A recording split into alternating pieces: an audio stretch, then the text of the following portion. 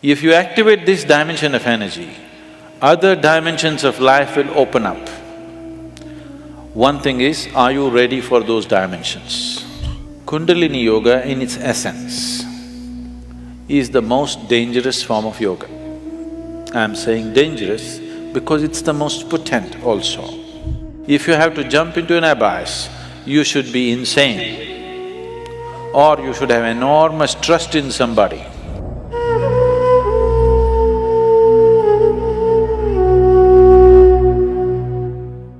So what is Kundalini?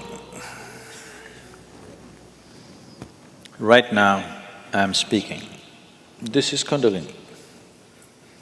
You are alert and listening. If you are alert and listening, that is Kundalini. A flower is blossoming, that is Kundalini. A dog is barking, that is also Kundalini. Or in other words, the fundamental life force in the existence, we call it Kundalini. Now, within the system, within the human system, if you look at this as a kind of a life package, it's a piece of life. This piece of life is packed in a certain way with layers of this energy. One dimension of energy comes alive immediately because that is necessary for your survival process.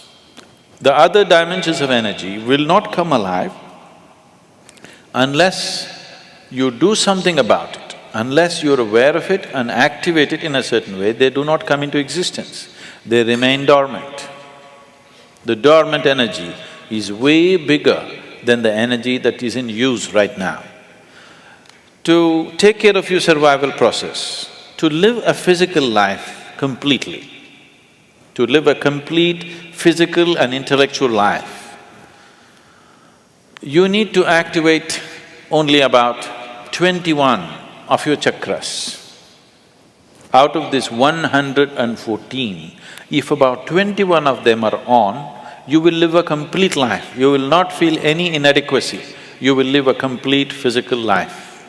There'll be no problem with your life. You will think you're a great success, but you are only 21. That is less than 21% out of 114. Less than 20%. At less than 20%, you will feel like a complete life without any inadequacies. The remaining percentage of life, what is it about? It is not even needed if your intention is just to live well. If you activate this dimension of energy, other dimensions of life will open up. One thing is, are you ready for those dimensions?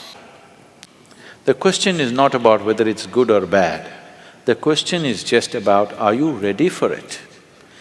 Because even if the best things in life come to your life, when you are not ready for it, it will not be a good thing for you.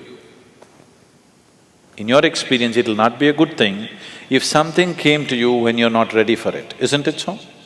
Even if it's the greatest thing, it may be the greatest thing, but it came to you when you are not ready for it, then it is not a good thing, isn't it? So are you ready for it is the first question. If you're ready for it, what can we do for it?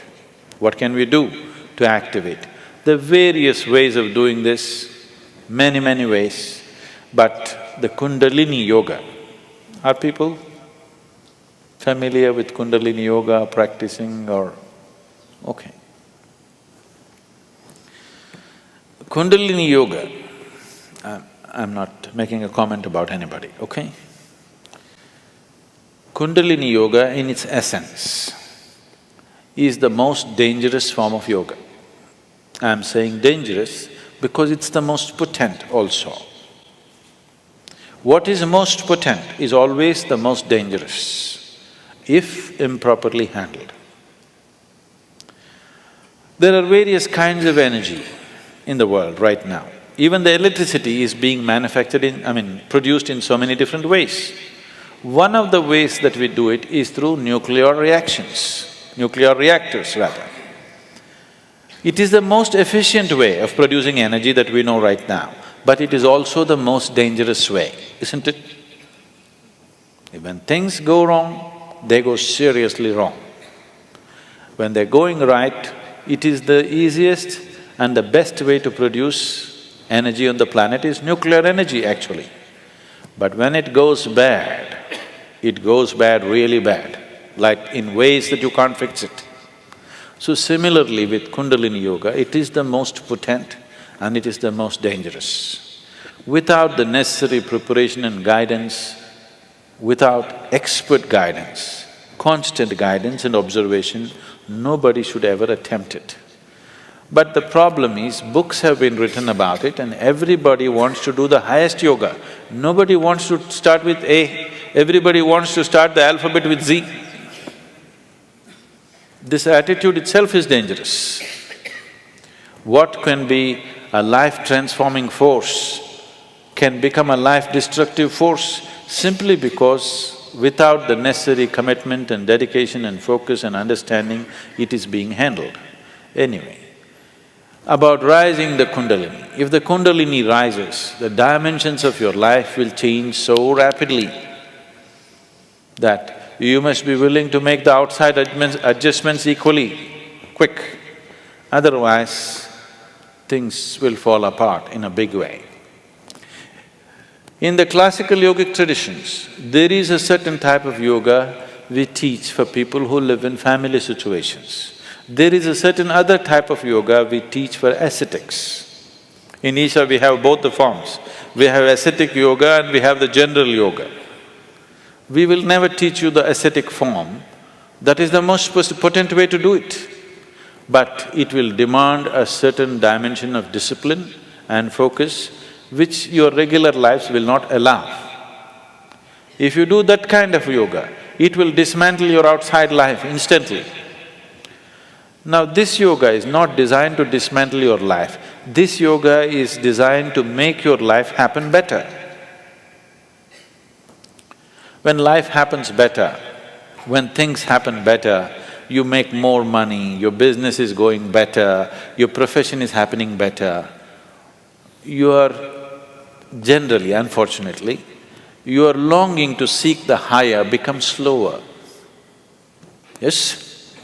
So in the real sense, it is not the good way to do it, but it's the only way it works in today's world. And it's the only way it works for majority of the people. For a small number of people, we can do it other ways. We can bypass all these things and just do very powerful ways of doing things, but it will dismantle all social structures around them, which is not good for everybody to do.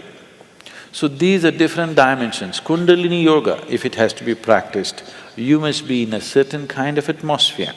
You cannot live in social situations and do Kundalini Yoga. Otherwise, in the name of Kundalini Yoga, you're doing something simplistic.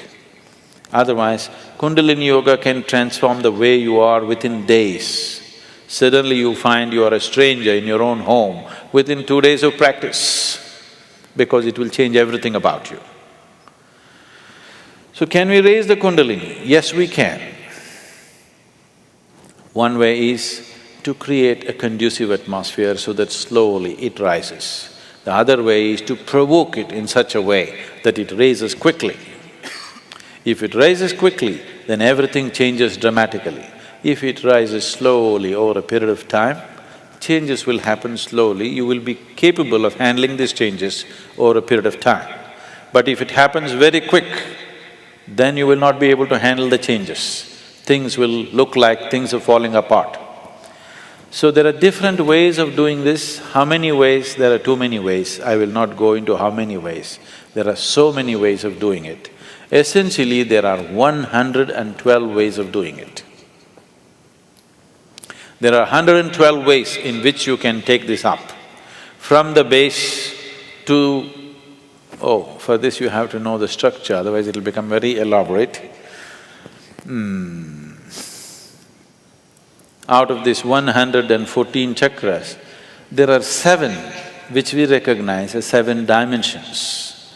Out of this, 6 are within the body, 1 just outside the physical body. So if you employ these 112 methods, you will handle the 6th chakras. The 7th one you cannot handle. There are 112 ways in which you can attain to a chakra which we refer to as Agna. But from Agna to Sahasrara, there is no way. There is no way to do it. you just have to jump into an abyss. If you have to jump into an abyss, you should be insane, or you should have enormous trust in somebody.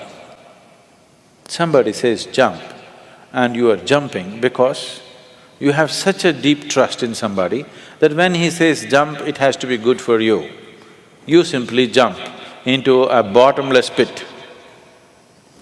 So, the journey from the Mooladhara to Ajna, there are 112 ways to get there.